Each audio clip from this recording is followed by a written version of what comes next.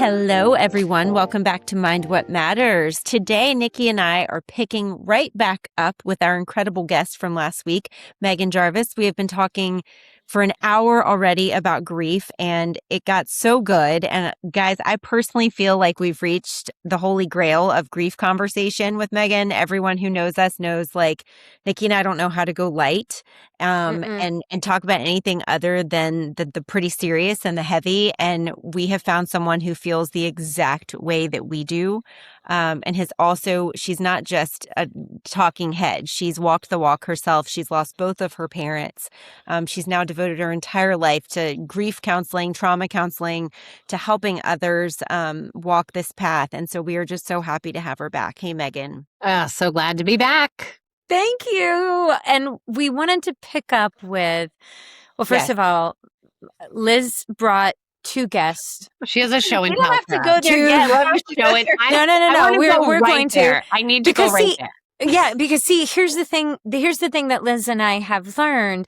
It's not that we're just sad all the time. Oh, we laugh. It might be sometimes really dark humor, but as we're talking about the really hard things and the grief and all the things, we are laughing to the point of our bellies are hurting and tears are coming out of our eyes. And so, which is the whole experience. So the reason Liz has brought two guests in is because we want to discuss what happens when there is unresolved feelings that you don't get to resolve, or there's a repair that never got to happen, or you're young and it's your brother and you never got to have that last conversation. Yeah. So Liz, will you please introduce us? I'm going to introduce the story first, but yes. Okay. Cool, great. So first of all, I'm going back to something we talked about last week. And Meghan, you had a loss early on in your life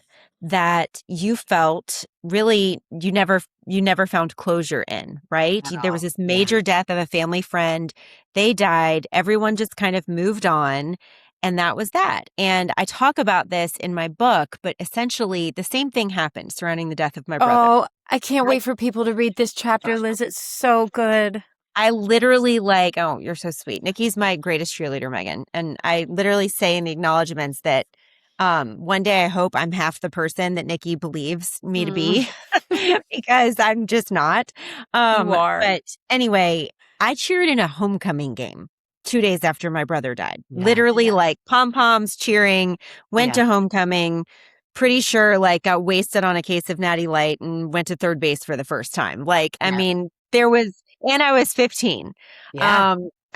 So I think there's quite a lot of mixed trauma from that week, jumping from your brother's funeral to having fingers in places for the first time. But in any event, there's a lot that, we could probably talk about there. But the point is, life just moved on. And it did for my mom too, right? She had the after party for the homecoming game. She was clearing out watermelons and making little melons. And how do you do this, right? No wonder the woman got Alzheimer's later in life. Yeah. So if you're listening to this, guys, and this sounds like you, or this sounds like someone you love, and people are just white knuckling their way through grief and barreling forward, that's not the answer. I mean, there was no Alzheimer's in my family. I have no doubt that the fact that my mom did not get the chance to sit in her grief and to be sad and to realize the loss of her son could 100% be part of the reason that she got sick later in life. Because frankly, I would want to forget all of that too at some point if my brain had been trying to work overdrive for that many years. But so here's the hilarious thing. Okay. And guys, I am also being trained in grief. You all know, I'm getting my master's in counseling. Amazing. Of anyone who has led caregivers for the last 6 years should know what the hell to do with their mom's ashes. It should be me. But alas, here we go. She's sitting here. What's your mom's name, Liz? What's her name? It's Madeline. It's the name of my Madeline. She's sitting here. You can't see it, but there's the nice little mahogany box. Okay. This is a whole person. So weird, by the way. She's been sitting in my bedroom for the last almost 3 years, 2.5 years. So great for your sex life. The best. I mean, literally every time good for the my sex husband, life. Who doesn't dream just of right that? down the barrel of those ashes. At it and he's like, Liz, what the hell? This is getting a little weird. This, and I now have two, my brother who died of cancer on the same day that my mom died, when he was 23 years old, this was back in 1996, he died, right? 94, 95. Yeah, no, 95. 1995, okay? Simon Pierce, before he was ever even a thing, in New Hampshire, Maine, I can't remember where. Vermont. They're from Vermont. I'm from Connecticut too, by the way. But he drove up to Simon Pierce and picked these out himself. And then he had his body split between either 10 or 12 people. It's like various, our family, grandparents. He was in recovery at that point. So his AA sponsor, his fiance. So like, there's a lot of these, right? Yeah. So my mom never did anything with hers. So now my little, you inherited it. Brain didn't know what to do with hers because I was a child. And literally this was like all I had of him. So I didn't do anything with him for the longest time. So now I have mine and my mother's and this big ass box now since she died. And our son was in my bedroom the other day and he goes, Mom, what's that box? This is our 10-year-old. And I go, well, Gaines, that's your grandmother. Just in case. And now he doesn't sleep anymore. In case, I just needed a way for him to have PTSD one day. I just took care of that. But he's saving for his therapy right now. He's like, what? What do you mean that's Maddie? And I was like, well, it's her ashes. And he's like, okay, well, that's weird. And he's like, don't you still have Uncle Michael? And I was like, yes. And now I have your mother's Uncle Michael. And he's like, Mom, that's too many dead people in a house. That's too many dead people in one house. And I was like, you know what? You're absolutely right. But I told Nikki I'd had this grand plan. We were going to go to France this summer and yes, I was going to take her this box and like lavender fields in Provence, whatever. And then Hunter, my husband's like, Michael's like 1/10 of what you're dealing with your mom. Yeah. And like, didn't your other brother do his ashes? And it was kind of a lot. He's like, what do you think you're going to do? Like toss these out behind some monastery? He's like, some other tourist is going to be like, what the hell are you doing? You can't do this. Yeah. So here we sit with ashes that I have no idea where to scatter them, what to do with them. And I don't think it's for lack of creativity. I think the point is, I've been holding on because it's like you're holding on, and it's weird and it's creepy in some small way, but like it's such a final act. And I think when you're dealing with unresolved stuff and like never ever getting the chance to really fundamentally separate yourself from this thing you love, I think I'm not the only one that does this. I think there's a lot of people out there that are like, still holding on to things or, like, fortunately, if you're buried, you don't get that option. It's like signed, sealed, delivered, you're underground and, bye-bye, folks. But like when it's ashes, it's different. Yeah. And I think a lot of people struggle in the aftermath when it's ashes of like, okay, well, how do you do it? Does it have to be some big ceremony? Like, do we need a priest? So I don't know. I kind of would love your advice on this because my mom. Luckily, I know exactly what to do. So okay, good. Exactly what to do. This is amazing. That she believes me. She's like, oh my God, amazing. I'm going to solve this. I want. This is all I want in my life is one other person saying, Liz, do this. And then I just do it because I unlike you, have not separated myself from the paper towels and I am still running the entire organization. But, you're having a really important conversation where the content could be many things. So it could be you're still holding on to your mother's, I don't know, soap collection. You haven't given away your dad's medical books. You haven't been able to go back to where your brother was from. You can't make a phone call to your sister-in-law about. So to some degree, it's almost like we want to show up with compassion for the whole truth of it. Right? When the question I get asked the most, the DM I get the most, probably, I don't know, between 8 and 10 times a week is like my significant date, death date, birth date, anniversary, whatever is coming up. Meghan, how should I honor this, handle it, get through it? And like what is not said in that sentence is with the least amount of pain possible. That is what we are inadvertently chasing is like how to do this right so that it doesn't hurt. And I feel like if you invert it and say, this is like this because it hurts. Yes. if you start there and say, this Yes. is only complicated because of the pain of the loss. Because the love. Because I loved my brother so purely. I want to do justice to that love. Right. Yes. Right? That I loved and it doesn't have to be purely. It can be, I loved my mother so imperfectly. I want to correct the pain of that with whatever I can do here. Right? We often sort of act as though grief only shows up when we have had uncomplicated, devoted relationships to people. And that's not the case. People grieve their abusers. They grieve their ex-husbands. So I think if you almost like take the content of the thing and say, it's almost like you want to turn your shoulder to the urn and turn back to yourself. Right? And you say to yourself, of course, this is so hard. You're right. And like, I'm sorry it's so hard. Yes. And you want to honor it. You want to do like, and you want to cross in the backyard. You're like, this is my person's remains. Of course you want to honor him. Yeah. And of course you want to get it right. And of course, and also to some degree, that is not on the table. Yeah. Right? Because the way to get it right would have been to have a conversation with him about exactly what he wanted for you to do exactly in this moment. Right. You would call him on the phone and say, dude, I have 2 of your ashes right now. Just tell me what the fuck to do with them. Just tell me. Right? Right? Like that. So it's like we're trying to make something be perfect and meaningful when it's really just sort of like trash. It's just like awful. Yeah. It's like some teeth and bones and and so I think we give ourselves a little bit more permission, right? Because that's it also in the movies. They are not spreading human remains. They are spreading like sand because human remains are gritty and like powdery and they're definitely gross and they sink and they blow back on you and they you know what I mean? It's like sex in the movies. They make it look good and sex is actually awkward and weird and funny. And most people like there's some pain involved and some like humiliation involved in early sex. Like weird body positions. Right. Same with the whole like grieving stuff, right? Like the movies make it seem like someone sings Ave Maria, people cry gracefully, and then they go eat finger sandwiches.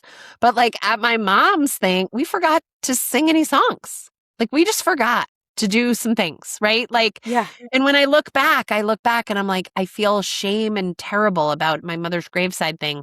We forgot the music. She would have remembered it, but bitch wasn't there.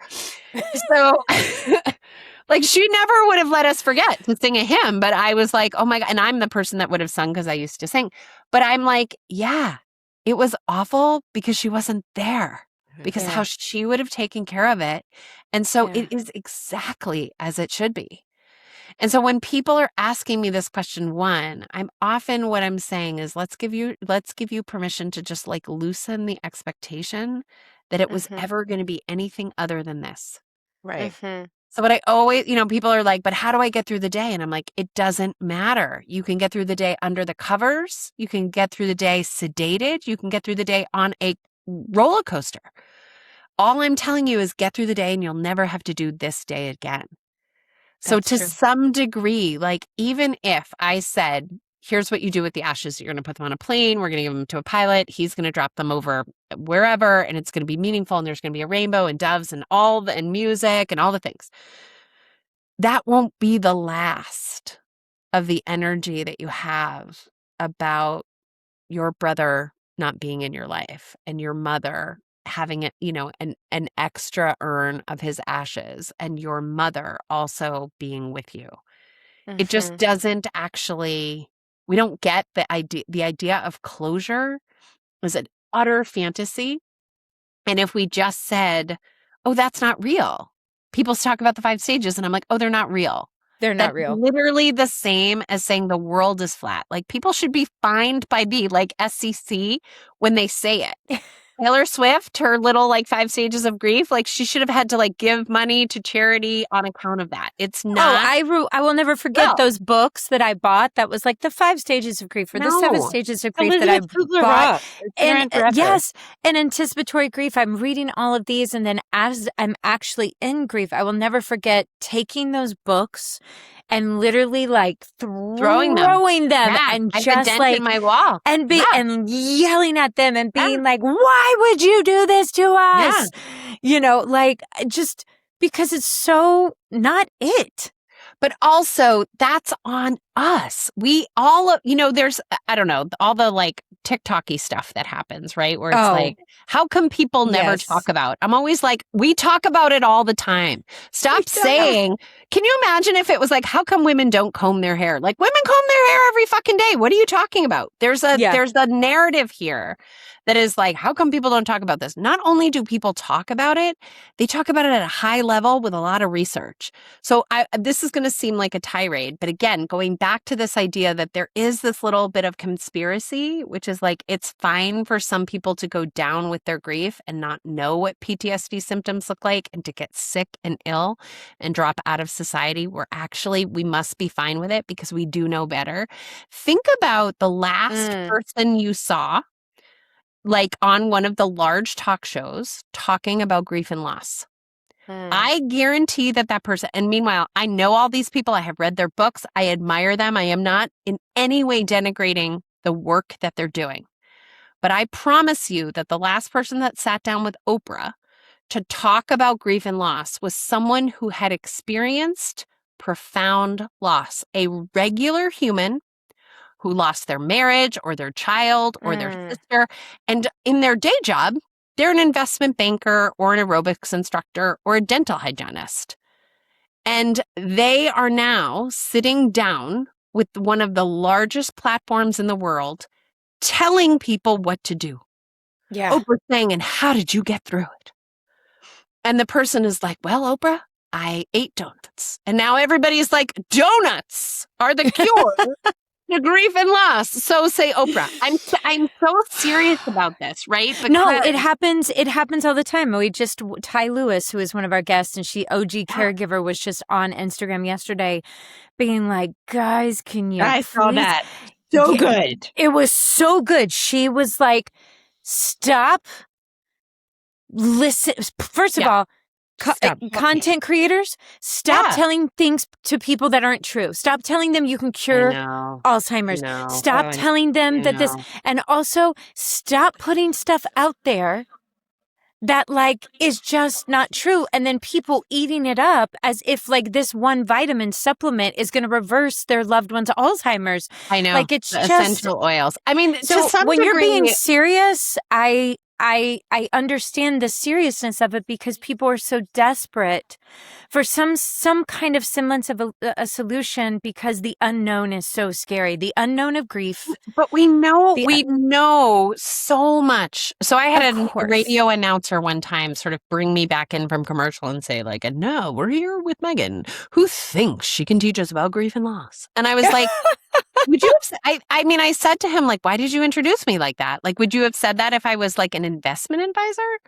Like my point about the guest who thinks she knows something about money is like, if Oprah was going to be talking about how to start a nonprofit, she would have somebody with a really compelling personal story and 30 years in the field of building nonprofits and like 8 people there who were like, yes, she helped me build my nonprofit. You would never have somebody who just went through something hard and expect them to lead you into the world of how to navigate it. So there's this system built in here, which is really screwing us over. And the content creators on TikTok, like, I'm not trying to shut them all down. I just sort of feel like my 18-year-old could get on there and talk about what it was like to lose a grandmother, and she would be giving voice to people, and it might be compelling, but that's not the same as guiding someone.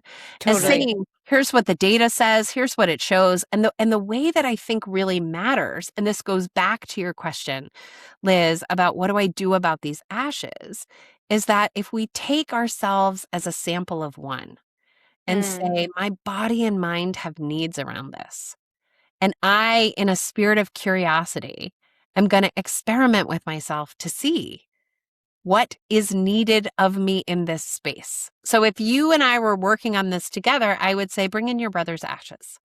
And I would move them around the room. I would say, what does it feel like to have them next to you?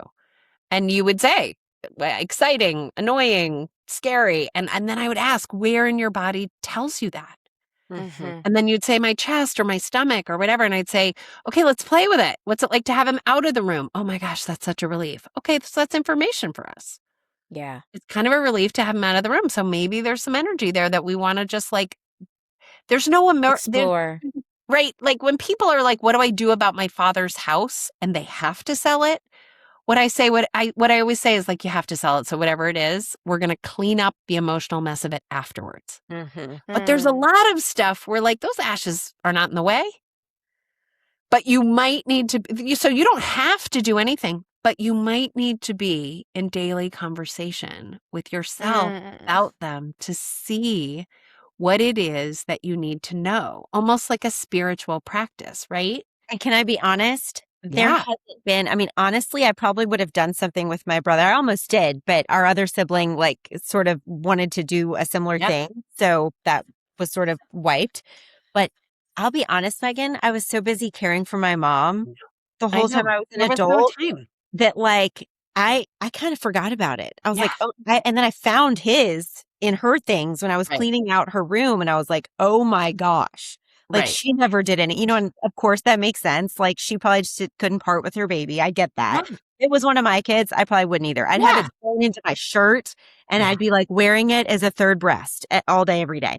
But I think that's weird. No, I wouldn't, listeners, but it can be a little weird sometimes. But people do stuff like that though. I mean, there's a lot. So I've spoken at the National Association of Funeral Directors. And if you wanted to have like a totally perverse giggle, we should crash that event. So it's in Vegas. It's no. Listen, it is I'm so a down mile-long showroom of the most insane shit you've ever seen. Like mortuary outfits. Like, do you want a cravat? Do you want a maroon jacket? Do you want a trim?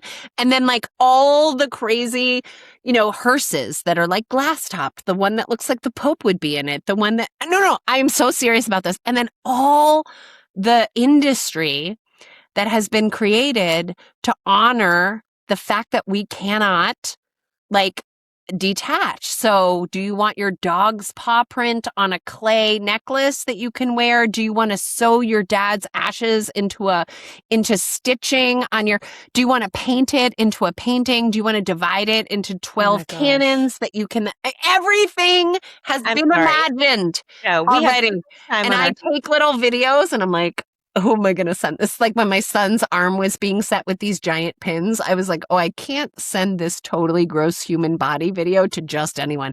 That when I'm at NFDA, I'm like, I cannot send this insanity to just anyone. But my point being, like they have made their brother's ashes into a diamond ring and they wear it every day. And like, I honestly, I think some of that stuff is really beautiful. It's all possible. It's all okay too. It's all okay. It's gorgeous and amazing. And the thing that I might want to do for me might make you get in the car and be like, did you hear that crazy shit that she did? And totally fine. But the point being, most of us want to have some way to honor not just the love, but also the loss. Right. And I was thinking a minute ago, I did some work in LA after the fires, like after the fires. And my publisher has a bookstore out there and I came out and I was part of her community. And these did Zibby publish your book? Yeah, Zibby published End of the Hour. Stop. Yeah. No way. Oh, that's another story we should have in another time because she is like my fairy godmother of book publishing. I mean, same. I literally texted her a week ago to be like, can I swear in my book? And she was like, sparingly, Liz, sparingly. Wait a minute, Liz, you're publishing Zibby?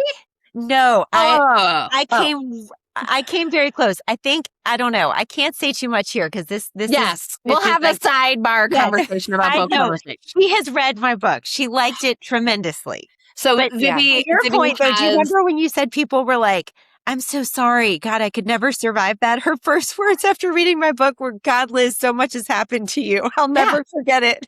Yeah.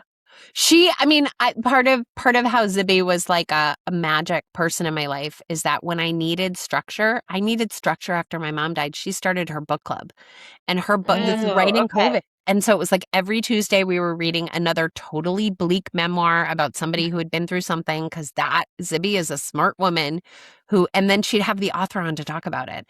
And so it was like this one thing a week that I looked forward to. And then she's a force, and she was unfolding and doing these things. And she lost her mother-in-law. Her mother-in-law died of COVID. And she said to me, or maybe even in book club, she was like, my brain is crazy. I have a sharp brain and I can't remember anything. And I remember emailing her and being like, do you want me to tell you the neuroscience of why you can't hold memories? And that she was like, yeah. And she called me and I was like, okay, let me explain to you why your hippocampus right now is not working. And I just gave her, and she got teary and was like, it is such a relief to me. So, when I think about going back to this conversation about like how we do not serve the population, we could I teach this. I just got back from Cape Cod Institute. Like Bessel van der Kolk taught the week after me. I spent 5 days teaching clinicians what happens to your brain and your body, what happens to spiritually and emotionally and relationally. Like, we also got to tell the truth, which is like your marriage might get fucked up and your friendships might get fucked up and your boss might not want you around anymore. We just have to tell the truth about it. But it's not that there isn't a body of work out there that can tell us the actual truth. It's just kind of like when you're reading about pregnancy or you're reading about puberty, you may not have all of the things. And once we're able to teach everyone the norm, and like I have 3 teenagers, they know everything about everything. About brain fog, about how a woman could stop menstruating, about how your skin and your nails and your hair become dry and brittle. Like, they know the 12 systems in the body. They know the symptoms to look for. Part of my 12-year-old will go, oh, are we talking about perimenopause again? Exactly. And I'll go, yes, we are. But even that, right? Like, so I've been on some podcasts to talk to people about the crossover symptoms for women in their 50s around, listen, all the symptoms of menopause and all the symptoms of the grief are the same, except for the sweating, except for the hot absolutely. I was like, right? I've done this before. It's called grief. But those women who are now launching a conversation about menopause banded together and insisted that there be actual education and then treatment, like HRT and testosterone and progesterone and all of that. Dr. Rachel Rubin is the woman who is like behind it all. She's my doctor, that is making sure that the old way, we're just done with the garbage nonsense, which women don't get care. We need the same conversation for grief and loss, which is there are people, I was one of them, who you saying, Meghan, just talk about your feelings, that's going to make you feel better. That is true for many people in grief and loss. But the TikTokers that are the ones that we're listening to, or the person on Oprah who's like, I just found my friends and I just talked it out and I cried a lot. That worked for that person. But for somebody else, they're going to dissociate for 10 days after that. And they're going to go back to drinking like they did when they were in their 20s. And we're going to lose that person. And people are not going to know, because they're not going to know what PTSD looks like. And they're going to think, oh, well, Joanna just started drinking again. They're not going to associate it with grief and loss. And so there are, there's statistics out there that it's like 1 in 10. I think it's much higher than that. But there's statistics out there that say 1 in 10 really have sort of like the clinical mental health issues that are brought on by grief and loss. And what I would say to you is, I think it's higher than that. And I think you can predict it by looking at whose symptoms are getting worse after 3 to 5 months. So I mean, you're sleeping less than you were. You are crying more than you were.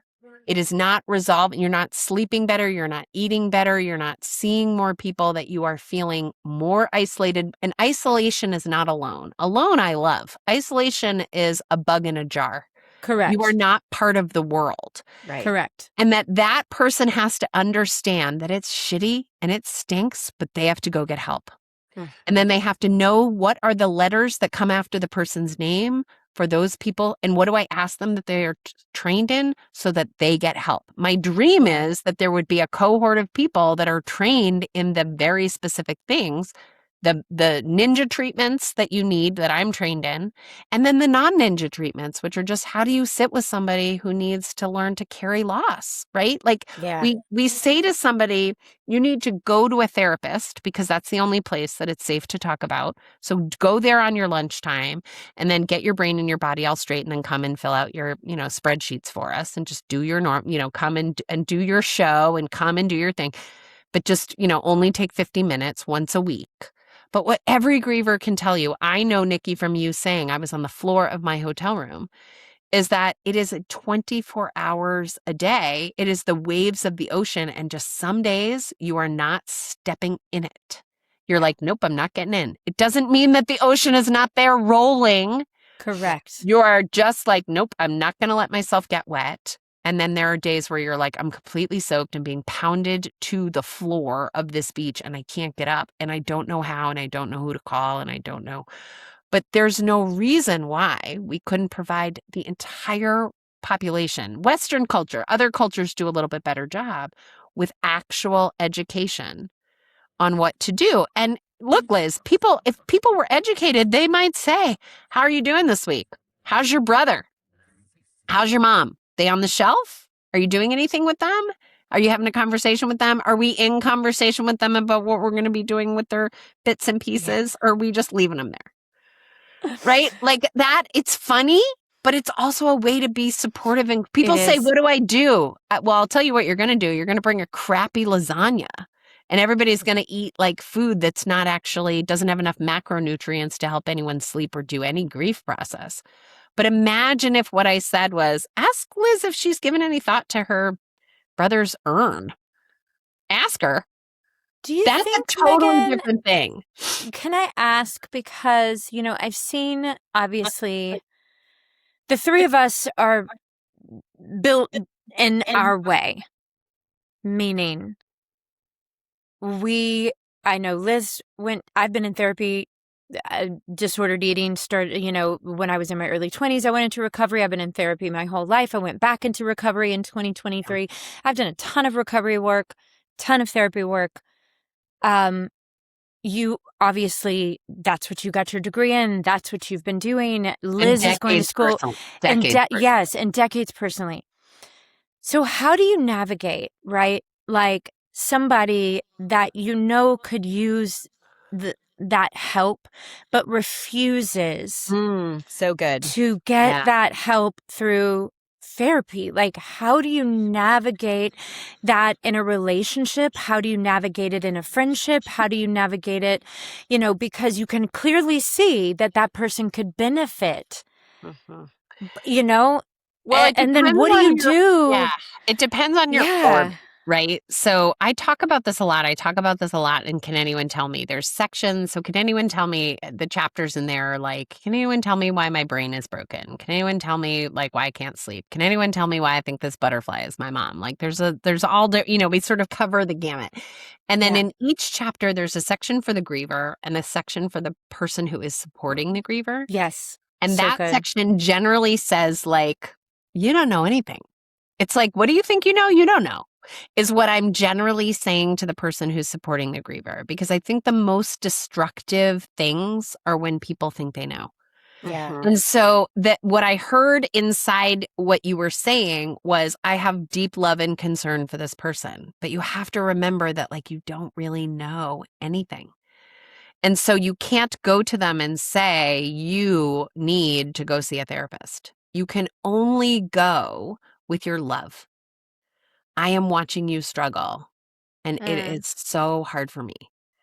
And by the way, this is my most successful tool as a therapist. So a lot of what I do, which many therapists don't do, is I help people move into intensive programs. So the program that I went to, which is outside of Nashville, is on-site. On-site? I went to on-site. Yeah. Okay, so the guy who started that, Miles. Yes, he's coming on our podcast. Shut up. Tell him I said hi. I was on his podcast. So Miles and I are very close. This is like two very close world things now. That's crazy. Miles is so Miles. So I've sent clients to onsite. They have milestones. They have onsite, which is like they do week-long workshops and they have a grief workshop. But they Nikki, also you're going to love this guy. He's really, I can't wait. He's like super cowboy sexy. Also, you can tell my son that. He knows he's just Miles is like a shaman. And he's been in the world of recovery and doing recovery work for a really long time. What's unique about Milestones, and by the way, I don't get paid by them. I'm not doing an advertisement. I do work with them and train at their center. But I really just believe they do incredible work. They have a center called Milestones, which is named after Miles. He didn't do that. His staff did it. But it's an intensive trauma center. So it's not for people who are in recovery for addiction. It's for people who have to, they need to recover in their lives from something that has happened. So for some people, it's acute like me. Like I went there, just kind of dissociated and out of it. And other people, it's like they take time out of their life because they want to work through something. But my point about bringing up like a treatment modality is that I have been sending people to, hey, you actually do need to dip out of life. Like you need to spend really concentrated time on yourself without any other distraction. And when I got there, that was my treatment protocol was like, they didn't even really want me to call home.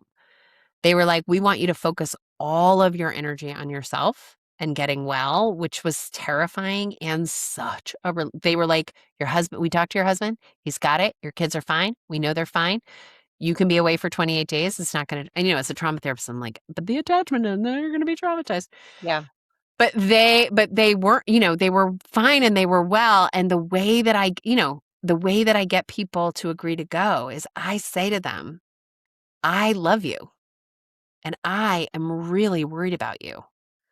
And I went to bed last night, and I don't say this if it's a lie. It's almost always true. I went to bed last night thinking about you, and I woke up this morning thinking about you. And I don't know whether treatment will help you, but I am worried that if we stay on this path, it's not nearly enough. So I don't say you need therapy. I just say, this is what I know to offer you.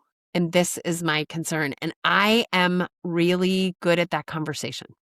I do it inside companies. I go to CEOs and say, I need to say something really hard to you, but I don't know if anyone else is saying it. And so I need you to know that your staff does not trust you because of X, Y, and Z. And they are working around you and they are there are all these little coalitions and you are not being told the truth and it is going to fuck you over. And I need you to let me fix that. I need you to let me help you be different in this space. And you are going to have to sit there while these folks who want to be here tell you hard things. And it's going to hurt. Like, can we do it? Oh, that's so good. And so I model that a lot. Like I sit down with my kid. I had to say something really hard to my 18-year-old daughter the other day. I had to say to her, she accidentally, because she has OCD that she developed during COVID. And she is so out there and proud and not shy. I mean, she's sort of a shy person, but she has no shame about anything. Yeah. And so she was talking about a treatment that she has decided to use, and she threw her little brother's name in there in front of other people. And I could just see his eyes. Like that was not a choice he would make. Right. And so I had to sit with her and I knew she was going to be crushed. And I knew she was going to cry and I knew it was going to be hard because she didn't mean it. Yeah. But she had to hear it.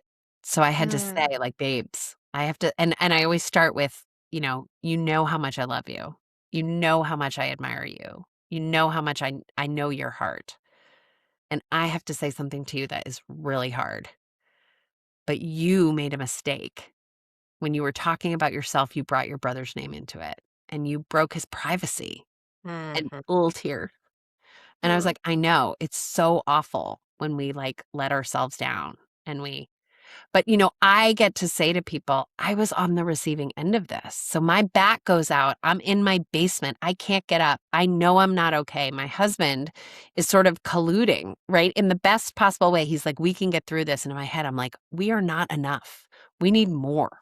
And I call my friend Susan because I hear Lucy and Claire have this conversation. I call her and I'm like, I'm not okay. And she's like, let me make some, I mean, literally it's the whole conversation. She's an incredible trauma therapist. And she says, let me make some calls. And like, I know what, and she says to me, next level of care. And I'm like, I don't know. And she's like, I think you know.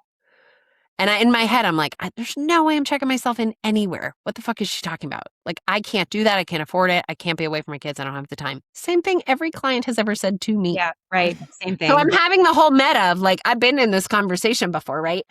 And so then I say to her, like, okay. And then she calls me back and she's like, listen, I called all the people we know and respect, and they all said the same thing. And I know you know what that is because it's the place I sent 100 clients.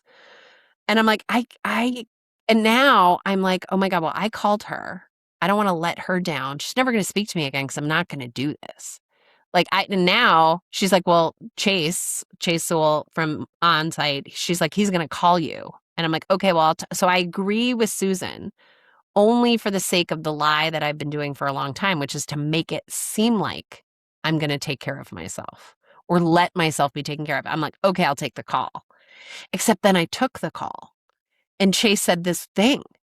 It was the first glimmer of hope. And this is where I'm like, the universe is winking at us. It's on our side. It is sending us little angels in ways that like, it's hard to explain. But Chase said, I think he said, he listened to the whole story. And my whole story was like, Chase, I'm not coming there. Like, I know I've been there a million times. I teach there. Like, I'm not coming. You know, I'm not coming. Like, I can't do this.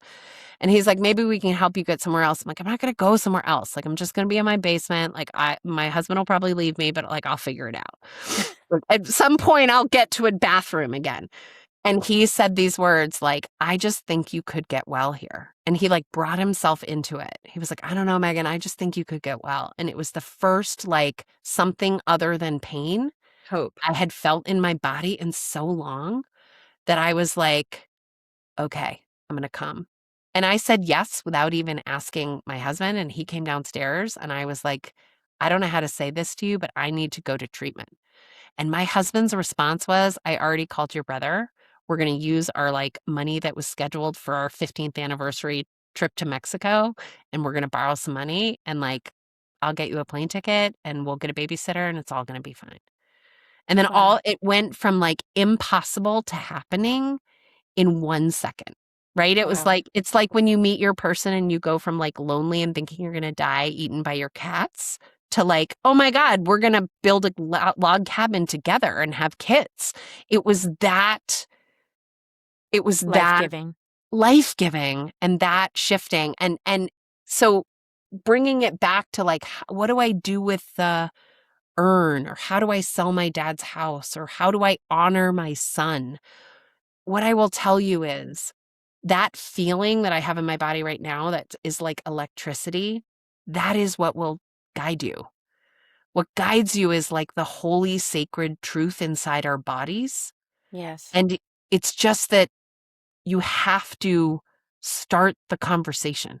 Mm-hmm. So when I work with CEOs, I have this sheet and like, they're so dumb. I'm asking like, and you know, do you work out and do you eat protein and then I ask the question, do you go to the bathroom when you need to go to the bathroom? And there's always like one eyebrow that goes up and they're like, no, I can hold it all day. Or like, or, you know, no, I don't eat. I just drink like a protein shake. But really what I'm checking with is, are you getting any cues from your body all day long? Yeah, are you listening to your body? Or do you just like follow some kind of crazy triathlon discipline of the 1%er where you just like, you know, and generally that's how you get to those crazy high elevated spaces, is that you push. But that doesn't work in loss. In loss, in order to get the holy insight where you feel like, I know where to go next and I know what to do with these ashes and I know how to spend my father's anniversary. You have to build energetic trust with yourself. Yeah.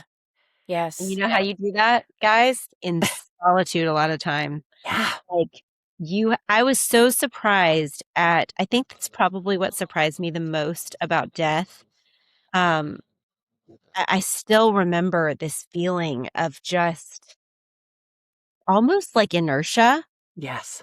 Like, what a crazy word to use around death, but like truly, I could not move. It was like I was stuck. And I remember like getting my kids up and dressed and fed. And I mean, I made a pancake breakfast the morning after my mom died with like bacon and eggs and pancakes and the whole 9 yards.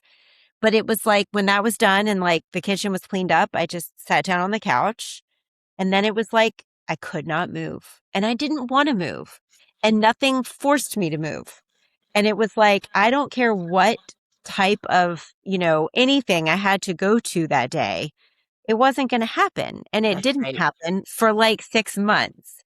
And it wasn't until I went to see, and you probably know a lot more about this than I do already, Meghan. Just sounds like your work in neuroscience is a lot further along than mine. But I started doing like brain harmonization, like the electrodes that they put on your brain.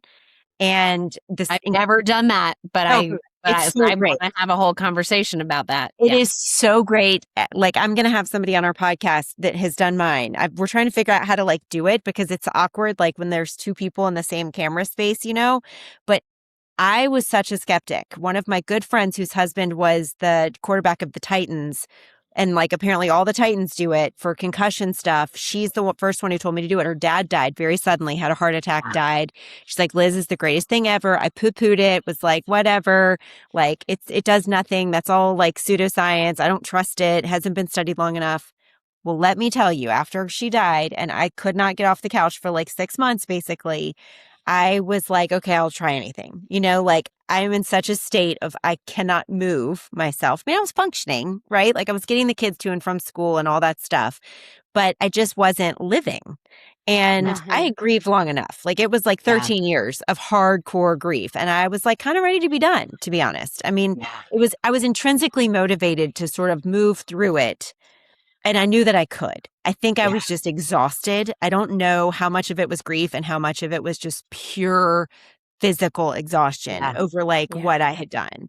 But in any event, I got there, I sat down in this woman's chair and she took one look at my brain and she goes, have you just had COVID? And I go, no. And she goes, has somebody just died? And I go, yes. And she goes, well, there's only 2 types of brains that look this dormant.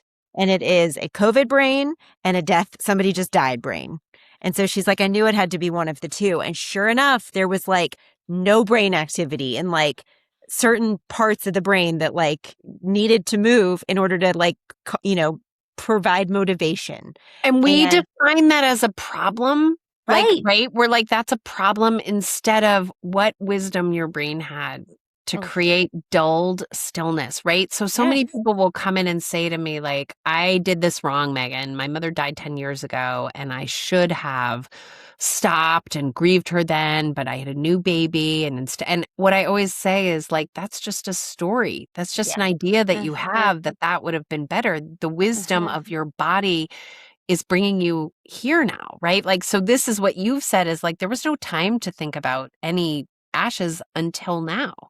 So if we can strip ourselves away and sort of say like it was always going to go down like this, it was always going to, there's a lot of wisdom in, dissociative practices like watching a million Hallmark movies all at once. Like there is wisdom in those choices. We don't have to optimize, right? Like all the guys with the podcasts are like, I didn't have any wine because I have to optimize. Like grief is not to be optimized. It's a deepening intimacy and relationship. And for a while, your brain and your body are compromised in the way I always say it's like, whether it's sudden or not, it's a little like you fall off the boat and now you're in the water and you're just trying not to drown and you're just trying to swim to shore. Your friends are often like, what book should I give her? I'm like, does she look like she needs a book? Or like, what therapist can I refer her to? Do you think she needs a coach right now? Like, just wait for her at the shore and have towels. And at some point when she's a little bit warm and a little bit dry, she'll say, I got to get up. And I interrupted myself when we were talking about Zibby, but when I got to her shop and was meeting these folks who had lost so much, they had lost their synagogue and their home and their preschool, and they were looking up at burning hills and saying, this is not going to be rebuilt in my lifetime. And they're not wrong. You can't pretend, right? But here's how they would do it. I would say, tell me the story of what is happening for you right now. That was sort of my lead sentence. Anything you want to tell me right now, I want to hold. And they would say, we lost our synagogue, we lost our, our home, we lost our preschool, we lost, and our homes are never going to be rebuilt. And they would do that for about 90 seconds. I started timing it. And then they would say, but our dog is alive and we're still alive and we still are here and and it was the craziest, and now we're going to be American and we're going to get the flag and we're going to champion and so I started saying to people, that gratitude is not an antidote to grief. No. And so I'd say, give me both your hands. In your left hand, we're going to put all the pain of what has just happened. You do not need to explain to me right now that you have a right hand that is filled with other goodness. I know that. Well, you know that. That's so American. Right. But nobody would ever say, if you came to me, Liz, and you said, I broke my left hand, I wouldn't be like, well, you should focus on your right hand, Liz. And if you were thinking enough about your right hand, you wouldn't have pain in your Some left people hand. do, and it's called toxic positivity. And Ding. I'm so glad we have actually begun to really start to talk about it and to I'm looking for the word. It's eradicate culturally, and I think it comes from that inside of religions, that if you are just positive enough or pray enough, or that inside the purity gospel, all of that. If you were just good enough, if you were just this enough, if you were just that enough, if you just focus on the gratitude enough, then it's all going to go away. But you are missing. But there's a sacred. There is that's what I'm saying. You are missing the sacredness. You are missing the holiness of what you have been called to do, which is to let the grief do its job. I have a question because I know, we are coming up on another hour with you. How I'm is so that grateful possible? for your time. I don't know. But my question for you talk about essentially embodiment, listening to our bodies. And what I've learned, it's my word for this year. I pick a word at the top of each year. And, being a kid that went through sexual assault, a teenager, my body was very betrayed, and it had taken me decades to begin to become embodied again, to begin to trust myself again, to begin to listen so deeply. And I know I'm not the only one, right? Absolutely. So for people out there, right, I was so fortunate in that when I was going through the Bennett stuff and going through the dad stuff and losing my dad, I had so many years in therapy to ramp myself into a place where I knew when my dad died that the safest place I could be was inside my body, and nobody, not even my husband, was going to rush me through this experience. Yeah. How do we help people, or what can we say? What can you specifically say to the people that are listening right now that are like, okay, wait a second, what does it mean to be in my body, to listen to my body? How do I get myself to start even doing that in practice, right? Because grief, as we know, grief is a physiological experience. Yeah. You talk about that often, which means we have to be embodied to be able to listen and to hear what's next. Where do we go on those anniversaries? If we listen, we will know. All of the places in between. So what do you say to the person listening of like, I don't even know where to start? So what I'll start, it's such a good question. So what I'll start with is just to start with the sort of like the spiritual understanding that you deserve care. Liz said this really beautiful thing in the beginning, which was that her book dedication about you is like to aspire to be who you believe she is. What I always say is like, who is the person that believes you deserve care? And Liz is that person for me. So it's sometimes easier to say when you're like, oh, I need to go, I need to be on set right now. I might say, what would Liz want you to do right now? Like, would Liz say to go to set, or would Liz would tell me not to do half of the things that I'm doing. So you're right. Right. So sometimes, right? That doesn't count. So, and so like when we take people in our grief curriculum, right? So we teach it to practitioners, but then it's the curriculum is really designed to be a daily practice for grievers. One of the things that we create is something called a triangle of trust, which is just like the three people who have better hearts and minds than you do when you're really in pain. And they're your external sort of support system and brain. And anytime I bring this up, somebody says, but I don't have those people. And I always use this example of a young woman who moved to New York during COVID to be closer to both of her elderly parents who were in facilities, both of whom died. So she was in a city she didn't know, now caring for a dog that wasn't hers, and, couldn't be a part of any community, but she created, because I was like, listen, you need this. You have to go and you have to find some people. Yeah. And so she found, she was allergic to the dog. So she was going to the dry cleaner all the time. The dry cleaner, the doorman, and the dog walker were her triangle of trust. And so anytime her brain could not be trusted, when she was overwhelmed, when there was too much. So, and anyone can feel that, right? They're so snapping at the dog. Sometimes you see it in your behavior, but often you'll feel it. Like I opened by telling you guys that I was in my hometown last week. I can hear my grief in how I'm talking to people on the phone. They're saying, "How are you?" And I'm complaining. Listen, there are zero problems in my life right now. The complaining is an indicator of my pain. And correct. I need to pivot and I need to speak more plainly. And so what I say is, I'm complaining because I am grieving and I haven't really slowed down to do it. And I know how I have to do it. I became a writer. I never wrote a word before I was grieving, and I've written 4 books. Like that. That's what happened. That's where my grief came from. That's where it wanted to go. It's how it wanted to land. I built these platforms. I did these things. Not everybody has to do that. Yeah. Some of us might just need to sit and have coffee with our brother in mind. And so it's this become an experiment with yourself, but with these 3 coaches that are going to be with you. And so then you're going to have an open conversation, or maybe you journal, or but you let them know. So if we were in a triangle of trust, I'd have one more person, right? Nikki, Elizabeth, my friend Maya.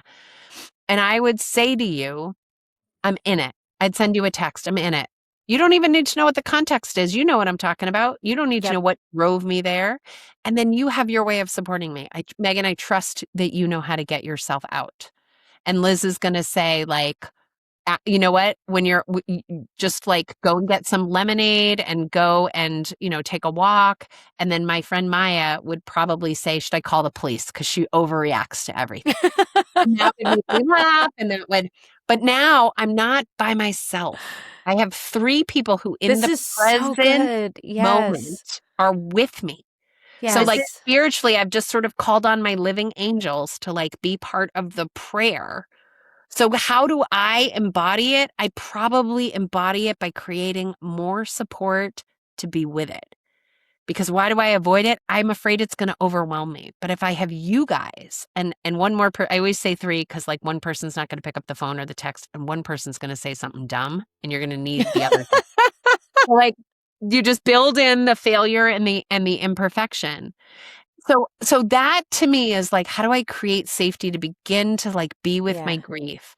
And there are those of us that have already struggled with addiction, that have all this sort of ACEs stuff. We grew up in poverty. We had parents who were depressed or anxious or mentally ill, or there was already a death in our family. We have high ACE scores.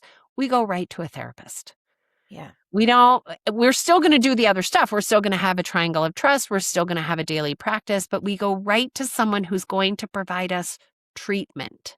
Therapy isn't just where you go and you sit and you feel your feelings in a safe environment. When I am working with people, I'm doing EMDR. I am offering IFS interventions. We're unburdening. We're doing spiritual work. I'm trained in sort of like a psychological version of massage therapy, right? I know how to, and not all therapists do that. So you kind of need that's true. My therapist does all of those things, and I've done them all. And I will say, after years and years of just cognitive behavioral therapy, it could not reach inside of this. No. Like it had to be body-centered. so how do you embody? much deeper. How do you it had to be embody? You go to body-centered therapy. Exactly. You go to body-centered work, right? So that's going to be things that are like yoga and mindfulness practice, but keeping in mind that everything that I'm going to say, oh, that could be good for you, could also be bad for you.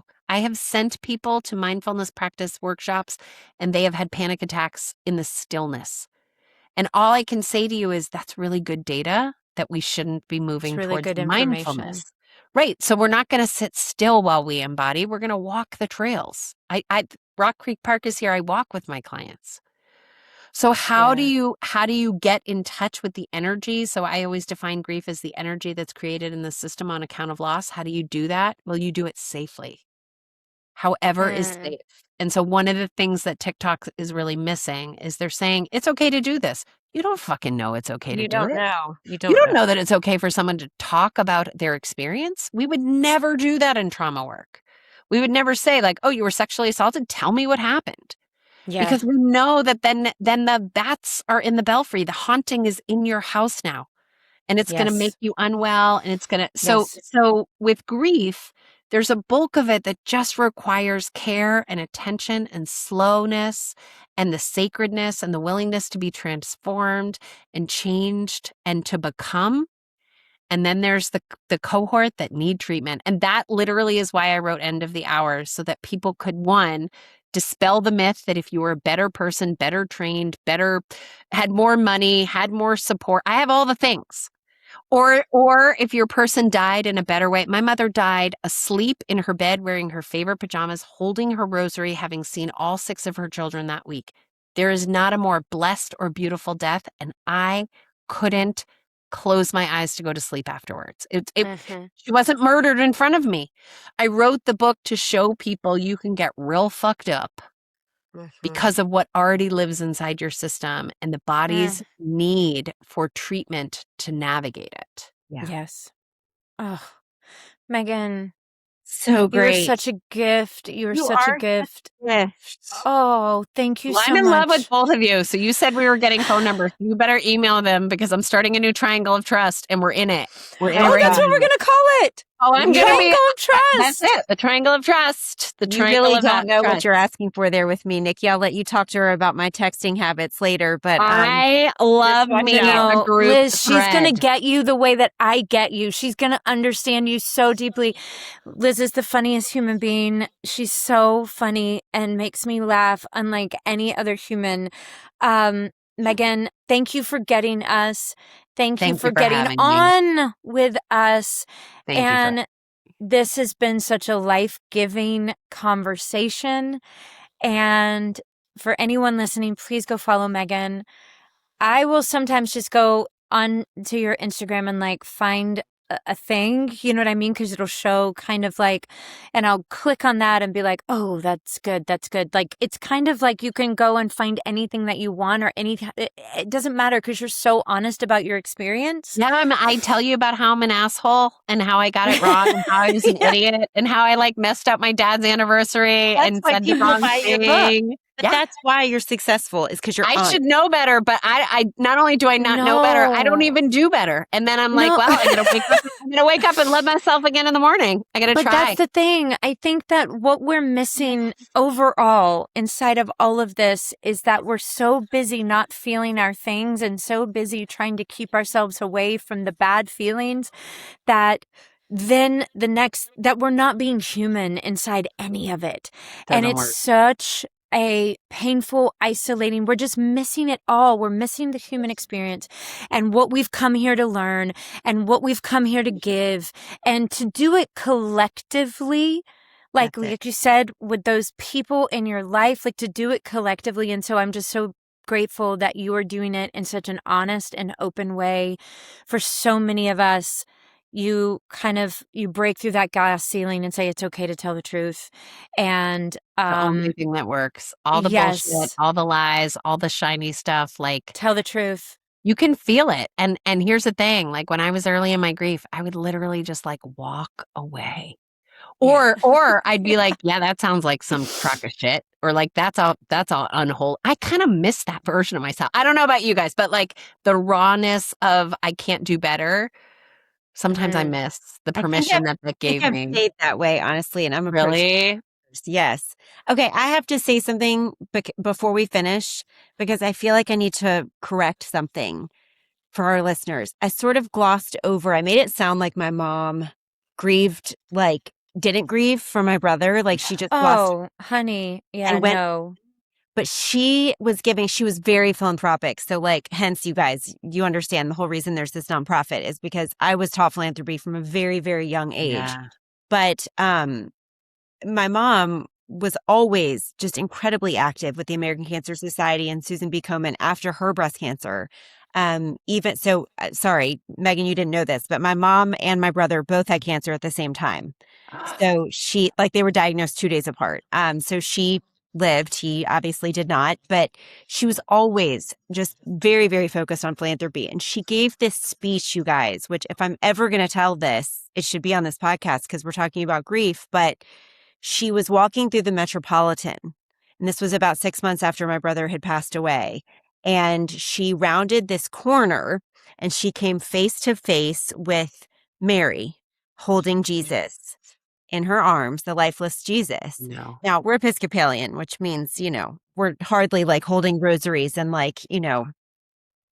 saying like prayers every single day of the week or whatever. People call us Whiskeypalians, but he was religious, but what she recognized instantly in Mary's eyes was pain. Yeah. And she recognized it in herself and she saw it in her eyes.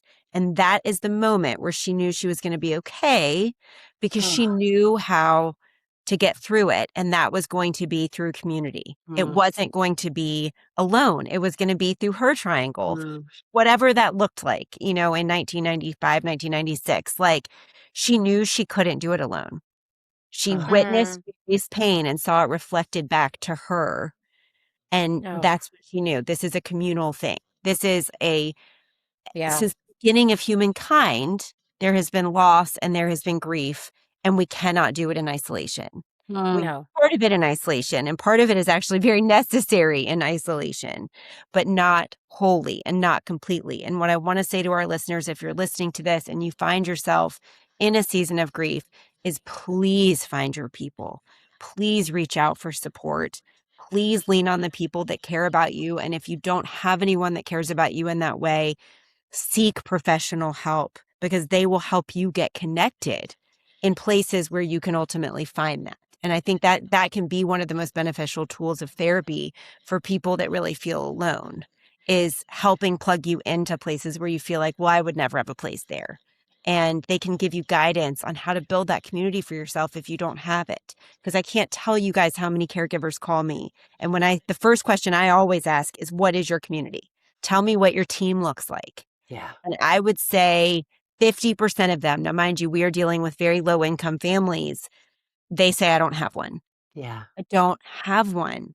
And that to me is the biggest, that's the biggest hurdle right now for Americans, for families, for really people worldwide, but especially in America. We have never been so disconnected as a humankind. And it's really scary because I think it's just the recipe for a lot of mental illness and a lot of really just awfulness that doesn't have to happen when you have a team looking out for you, especially like you said, Megan, in times where you can't. When life really falls apart and you feel alone, that's when you need it the most. I think it's incremental also. I know we've got to go, but first of all, I just really appreciate you wanting to sort of correct the record because when our people aren't here, that feels so much more important. Like we're speaking about them and for them. And I find myself doing that with my dad sometimes where it's like, oh, I was too mean about him or I made him sound too whatever. But the other thing about that is if you're taking the opportunity, like I know your mom's name and I know now a significant life story about how she survived the most difficult piece of her life. So when we're talking about like, how do we create community, people being willing, like on your podcast right here, to share a story like that is the incremental. You may not have a person right now that you know how to say, let me tell you the story about my mom when she was walking through the Met, but you can listen to a podcast. You can listen to other people tell those stories. You can read a memoir. For sure. You can go to a retreat and not say anything. You can just be a consumer before you are a participant. And that is the beginning of community. But we kind of got this wrong in COVID. Like, it doesn't matter. Everyone can go into their house. We know that for healing, we need people who are 6 months down the road, a year down the road, have a better regulated body, a better regulated brain, not to tell us that it's going to get better, but to sit with us and show us that they are doing more living.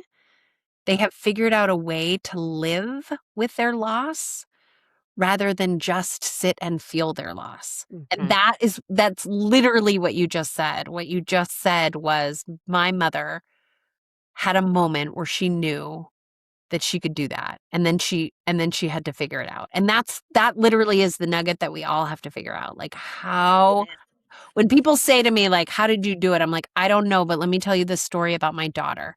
What I didn't want to happen for my daughter was that she felt like she had to take care of me. So I don't think I was like, oh, I need to be well. I was like, I'm not going to fucking do that to my kid. That's how I started to be like, I'm going to live. I'm going to go to treatment. I am going to figure this out. I am not going to stay here. I'm not going to. And that's the hope that we have to be able to provide ourselves, is that the last good moment of your life can't be the loss of the attachment, of the thing, of the person. That's not what anybody wants as the legacy of the love of having them, right? That can't be it. It's got to be something other than that. So I'm so appreciative of this podcast and these conversations, because there are a bunch of people that are listening because they can't do the things we're talking about yet. But it's a call out to all of you. Just because you can't do it yet doesn't mean you'll never do it. And whatever we're talking about doing might not be your way. You don't have to do your hair like us, or wear the jeans that we have, or go to the high school that we went to in order to find your way through life. That's not the way it goes. You're going to find your own grief process. Just don't find it on a wellness influencer site. I mean, let's use discretion. Let's use our brains, guys. Right? We can just ask, would Liz want this for us? Would Liz want us on this site? Would Nikki want us listening to this person? Or would they want us listening to somebody who has a degree? We would want you listening to Meghan Jarvis. Thank you, Meghan. Thank you so much. And thank you, you to everyone, for listening to these episodes. Thank you so much for all you do in the world. Right back at you too. Guys, we'll put links at the end of the episode of how you can buy Meghan's incredible books, all 4 of them, how you've written 4 after doing 1. There's only 2 out, but there's 2 more coming. Later. So yeah. That's incredible. We're just so grateful, but we want people to be able to find you and use you as a resource in their grief. We will link all the things and let you know when this episode's coming out. But thank you so much for being here. We really have treasured our time with you. This is a first for us. We've never asked a guest to stick around for a second hour. So I can come and live with you. I told you I would. I'll bring my jams. I'm coming right now. Thank you. Thank you, guys. Bye, everyone. Bye.